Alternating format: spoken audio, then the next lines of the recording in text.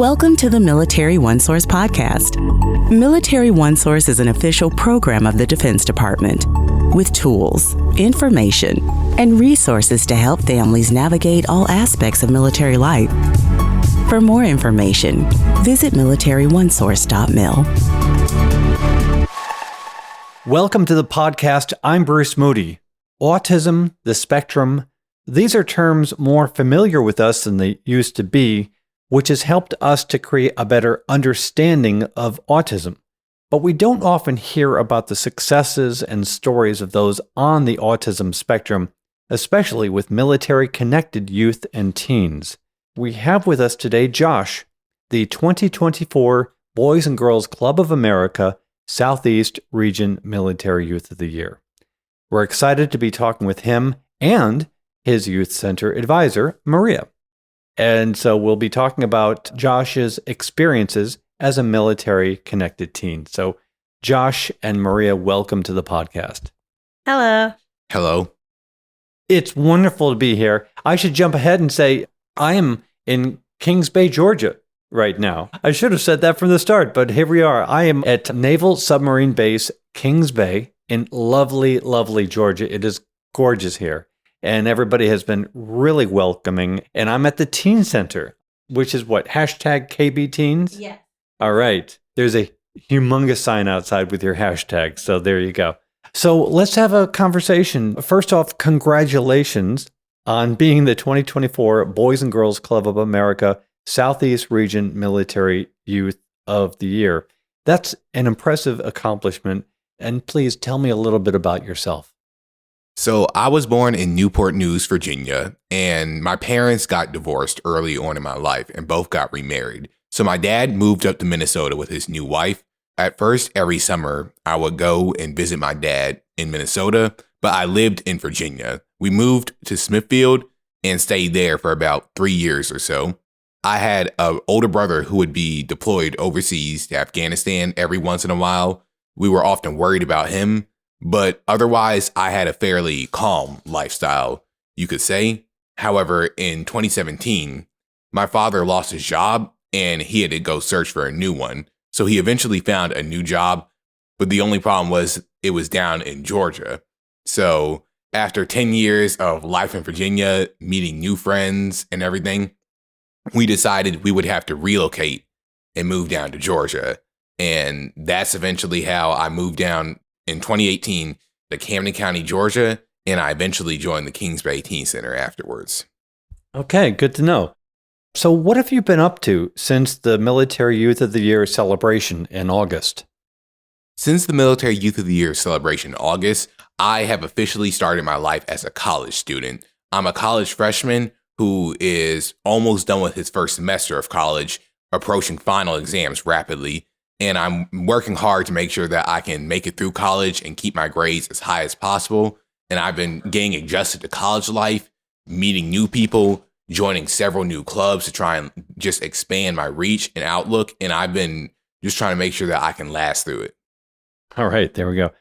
So how and when did you and your advisor decide to get involved in the Boys and Girls Club of America's Military Youth of the Year program?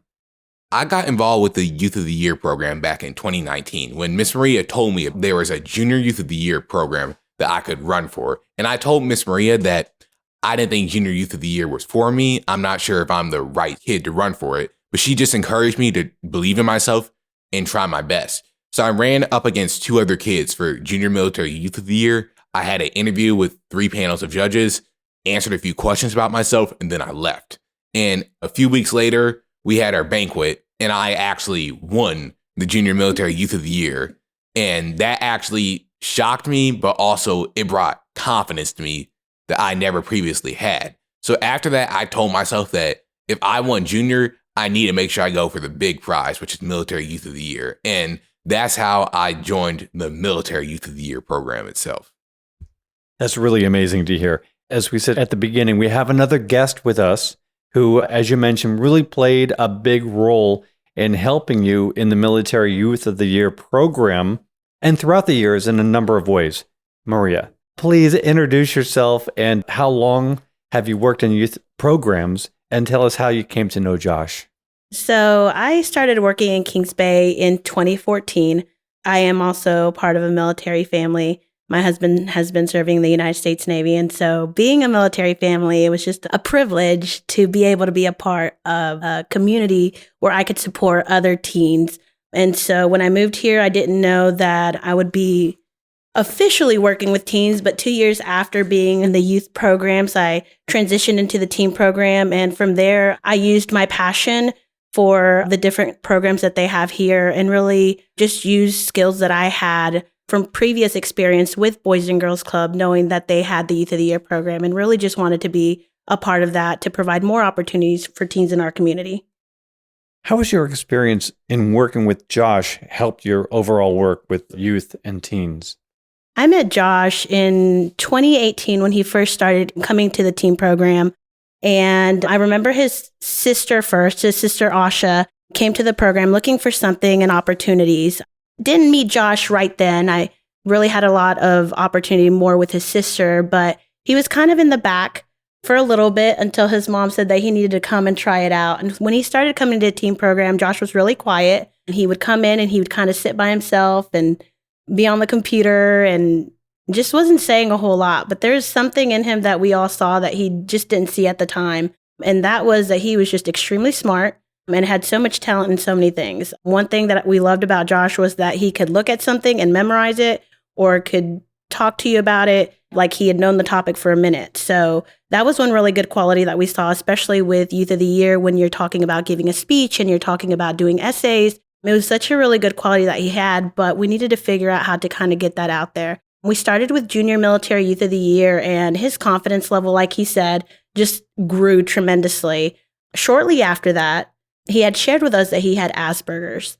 And so that kind of started to play a role in the way that myself and my other staff looked at giving him opportunities. One of the things that we do in youth programs is we make sure that we provide an inclusive community where we're inclusive of everybody and providing opportunities for every teen that walks through the door while giving them their platform and kind of individualizing things. And so one of the things with Josh was really learning what were those things that were going to help enhance the different leadership skills that he had and ways that he can articulate things. What were those roles? What were those things? And so it started with UPS Road Code, and we started watching him just take that and talk to others about safe driving. And it eventually evolved into him leading in other things. And so I think that a lot of that had to do with us learning from each other. Josh really taught us how to take a moment to sit down and not only do the research and finding out like what are the best ways, but just asking him. I think that's one of the things that allowed for us to have a really good relationship, was that he allowed for us to kind of hear more about his story and see what were those best practices, like learning that Josh needed more of direct questions versus maybe you should do this. He preferred us saying, hey, Josh, come in here and do this with us. It was little things like expressing to him that he could do certain things when he might not believe in himself. I think that youth programs just provides opportunities for students and teens that are just as amazing as Josh and Asha and the different Youth of the Years like Taylor to really just find a platform in a way that, one, they feel included, they feel like their voice is heard, but that they know that they have caring adults that are going to find a way to provide an opportunity that maybe they wouldn't get somewhere else. I think sometimes parents and teachers, they have so many people around them, but when they come to the youth center, they know that they have a place where their voice matters, where they can be themselves. So I think that was just really finding out who Josh was and him letting us learn more from him and provide more opportunities for other teens that come through our door, whether it's Asperger's or Tourette's or struggling with anxiety or depression. Our doors are open for students to just come and be themselves and have an opportunity to have a caring adult. I'm totally getting that. It's wonderful. And it really is clear that the relationship the two of you have is a great example to anyone out there. What a critical resource installation youth centers can be for military-connected children. And you mentioned Asha and Taylor, these great, great, great people. We've had them on the podcast. It's so wonderful. You know, from all the discussions we've had on the podcast with our fantastic youths of the year, it really does seem that the message is that everyone is welcome, not only by the youth center, but by the youth center staff as well. And Josh, can you talk about when you were diagnosed with Asperger's? Yes. So when I was a kid, I had a few odd habits. I would sometimes sit in my laundry room and watch the washing machine spin around, or whenever we ate dinner, I wouldn't eat my food whenever it touched each other. I would think that it would be like tainted, you could say. So my mom noticed like this was a little bit odd. And eventually she found out that I had Asperger's. So in the 5th grade, I was being taken to an A&B therapy place where I would go and meet other kids and they would give me food. And this time it would be touching, but they would still encourage me to just eat it because it's going to be okay. Or me and the other kids would play card games together or watch movies that teach us about social skills. So I didn't pick up hints, but then I figured out one of my close friends that went there, he seemed pretty shy, but he seemed normal to me at first. Then I found out he had autism. So I was shocked and I told my mom about it and she confessed to me everybody who went there had autism, including me. I had a form of it called Asperger's where it affected my social skills and I wasn't able to like interact with people as normally as other kids would. So this was something that definitely shocked me because I didn't know before then that I had Asperger's. I thought like I was just a normal kid with a few odd habits, but it changed the way how I looked at myself for a little bit. I became a bit more insecure and feeling like this was something I should hide from people because if I told them, they wouldn't think of me as a normal kid or they would think of me as weird. How has Maria helped you over the years to stretch and work through the experiences that might have been uncomfortable? Throughout my years at the Teen Center, Miss Maria has taught me to try things that I never would have tried before, if not for coming to the Teen Center. It started off with things simple like I went ice skating once with them, and then I went ziplining over alligators, which was a terrifying experience, but it was fun. I came out alive. I came out having fun, and she began to encourage me to just join clubs, interact with other teens, and get to know them better. And eventually, we went to the Keystone event in Tennessee, and we had a mud run, and that is something I never would have dreamed of doing in my entire life, but Miss Maria just told me, you're going to be okay, Josh. You're going to make it through. So I went and I did the mud run and it was an experience, but I ended up coming out of it alive and in one piece. And ever since then, I haven't been as scared to try new things out as I used to be. Miss Maria has taught me how even if something seems uncomfortable, you just have to believe in yourself and everything's going to be okay. For someone on the autism spectrum, social situations can be challenging. So Josh, how did the youth centers help with that? The youth center taught me that there are people here that I can trust to always have my back and be comfortable around me. Because once I got to know the people at the youth center, I was told a saying, it's better to have one real friend than 5 fake friends. And the people at the teen center were always someone that I could count as a real friend. They would always make sure that they check on me whenever they saw me at school. They would ask if there was any issues I was dealing with or anyone that was messing with me, and they would make it clear that they were here for me. So being at the youth center just taught me that it's okay to tell people about having autism because there are going to be some people who will accept you no matter what flaws or differences you have. And I just learned to trust other people more during my time at the teen center. Do you have any suggestions that would help youth centers to support those on the autism spectrum even more? Yes, for kids that are on the autism spectrum, some things you could always try and do are just like certain activities with them that can maybe teach them about social skills or issues that they're dealing with. Like, for example, you could have them play a game with other kids and teach them what's the proper way to how to respond in situations that make them upset. Or you could possibly watch movies with them like we used to do back at the A&B therapy place, where they would show us movies about people that would interact with others in ways that weren't normal and how we should react better with them. I believe that in order to help kids with autism, you should make sure that you either put them in situations that can help them improve for the future, or you can just learn to make sure you have patience with them, because it can be a difficult thing, of course, dealing with them, but you just have to have patience with them. And Maria, when you found out that Josh had Asperger's, you adapted your approach as a youth programs professional. How did that help your relationship to grow? It really helped my relationship to grow with Josh because it allowed me to fully understand that simple things such as eye contact, when people would say, oh, he's being rude. No, he's not being rude. You need to really look at him and really understand. And so one thing we pride ourselves is privacy when it comes to if he wants to share he has Asperger's with everybody, that's one thing. But as far as the staff, we make sure that we keep that stuff private just to make sure that they feel safe. This is their safe space. But being able to know what worked with Josh and what didn't, one, allowed for our relationship to grow. It gave us an understanding into having more patience when it came to him doing things, understanding that he didn't like to be dirty. For example, the mud run, he mentioned it was a part, our Keystone Club gets to go to it every year, but it's called Elevate. And so Elevate is just a leadership club where a bunch of teens get together and they meet. And so our particular Keystone Club is a program through Boys and Girls Club that encourages community service and leadership. And so we go and we try to like interact with other teens that are doing similar things. And so that particular time we got to do a mud run. And in that mud run, I knew that Josh did not like things touching him, such as mud. I knew that that kind of created a little bit of an anxiety. But I also know that Josh was getting ready to go to college and experience other things. And it was important for me to be able to be there for him in the moment that he was going to experience something so that he knew in the back of his mind that the next time something like that happened, he knew what to expect. And I think that's one thing that when you have students that are going through things, sometimes they just need to know what that feels like or need to know what that experience might look like. But when you have somebody that cares, that's right there by you, they're ready to pick you up in case something happens. And so I really wanted to be that person for Josh during that mud run, watching him finish it. I mean, we laugh about it because would he do it again? I don't think he would do it again. Not my favorite thing either. I mean, I'm not big on mud runs, but I also like to tell my staff we lead by example. And I think that shows them that if I'm willing to trust you and tell you to try something, I'm going to do it myself too.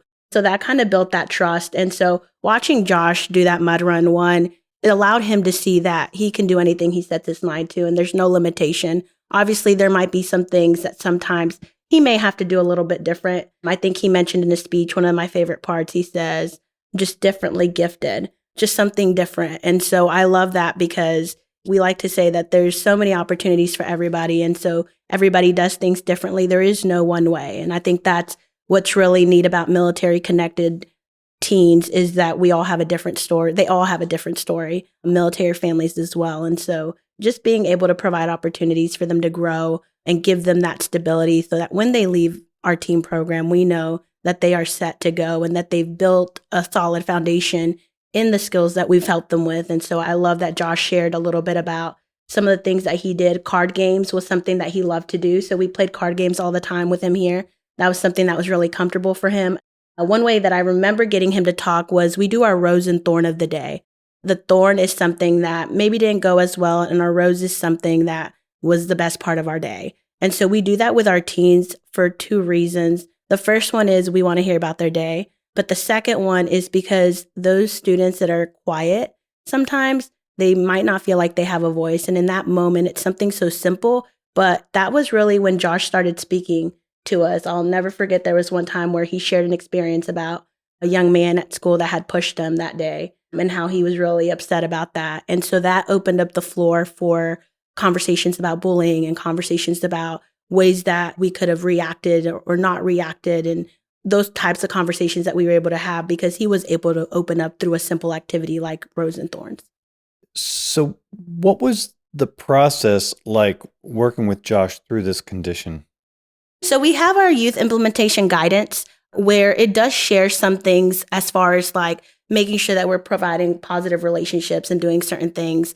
But the biggest thing is really learning also from the family. So I wanted to make sure that one, Josh was comfortable with us, but also that his family was in the know, right? So I started having conversations with mom and dad and saying like, you know, what are those things that Josh does need support in? His family was phenomenal in sharing. Josh was great in sharing what are the things that work, what things didn't work. From then, it was just working with our staff and saying, okay, how can we make sure that when we're implementing certain activities, that we are providing opportunities and modifying our activities so that it fits Josh, so that it fits such and such kid. And that goes for every student that walks through our door. So that process has taken time. It's not been something that we gained all the information and then we were ready to go. I think that it's definitely been learn in progress. There's been times where Josh is like, Miss Maria, I don't like that. And I'm like, okay, let's regroup. Let's figure it out, right? I think it's almost like parenting. I've said it before, like you don't have a guidebook how to do it. And I don't think with team programming, you have just a guidebook that has all the answers to everything, which is why it's so important to have a team. And so we have a great trainer, we have a great youth director, we have a great support team on our installation, as I'm sure a lot of youth programs do,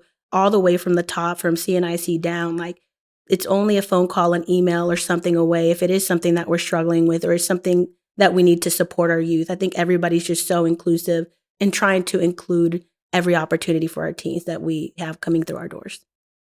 What are some examples of how you both connected, but also built a relationship? Definitely, I think our field trips.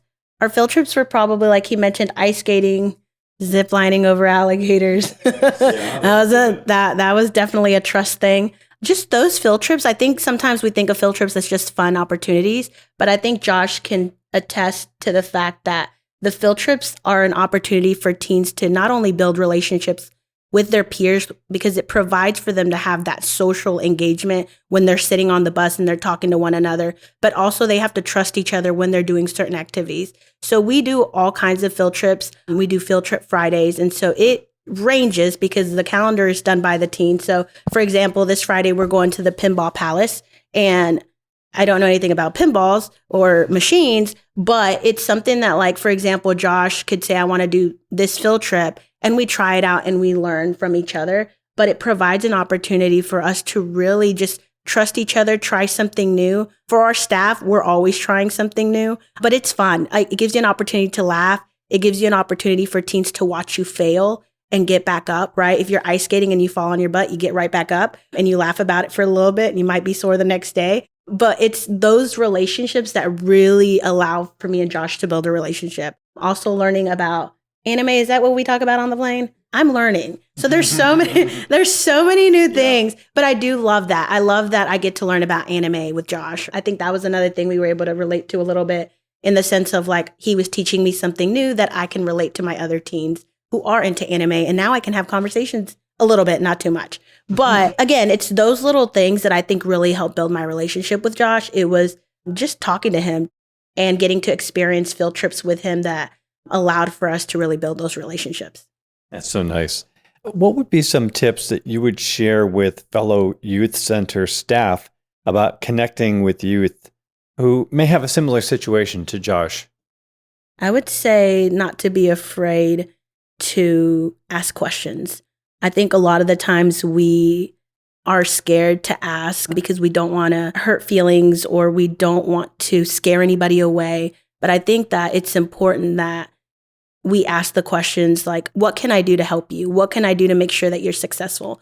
And I think that if you follow those guidelines, it definitely writes it down for you, where it says that if you are making sure that you're greeting every teen when they're walking through their door by their name, if you're sitting down and you're playing games with them, building relationships, if you're doing all those things, it's going to create an environment of inclusion. It's going to bring kids like Josh into the program because they're going to want to be a part of something like that because they know that they have adults that care, that are willing to learn, right? And so I think asking those questions, if you have a teen that you see is struggling with something, I say find ways that you can have conversations where they may open up, because I think that's how it started with me and Josh.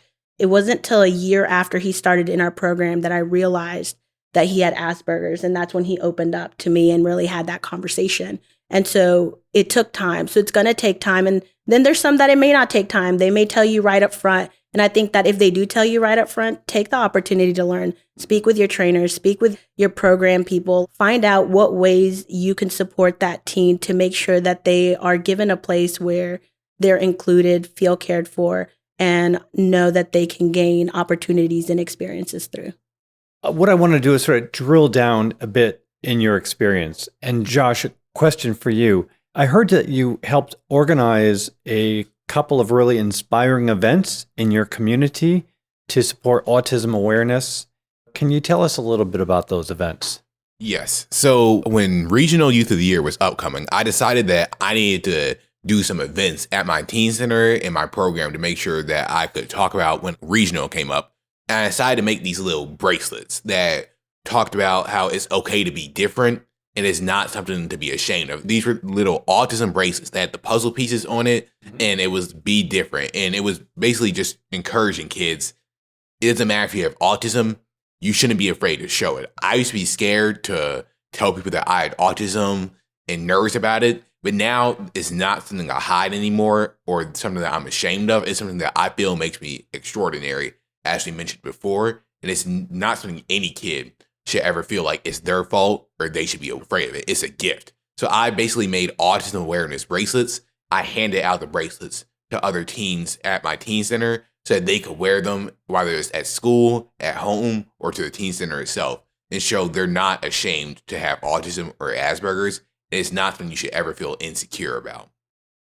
Do you have any ideas of how you'll use your platform as the Southeast Region Military Youth of the Year?